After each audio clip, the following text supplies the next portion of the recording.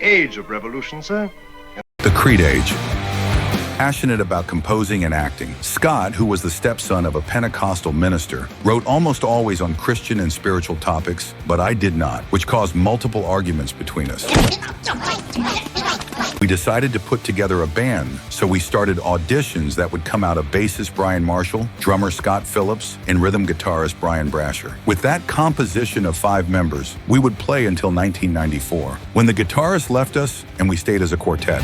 At the same time that I studied and rehearsed. To make a little money, I worked as a cook in a restaurant called Chili's. We started performing in bars and small clubs in Tallahassee for audiences of about 200 people under the name of Naked Toddler.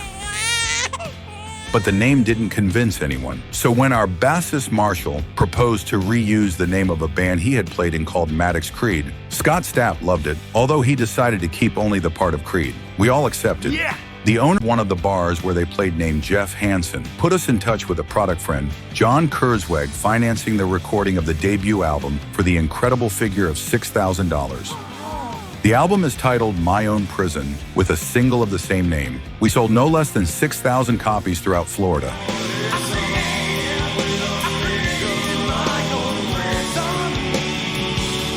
A lot of our music was focused on the search for spirituality, but My Own Prison was about just the opposite. It talked about us trying to get out of that spirituality. Creed was a group with a certain name, but we were still a local band. Everything would change for us when in 1997, Diana Meltzer, an executive at Wind-Up Records, heard the album.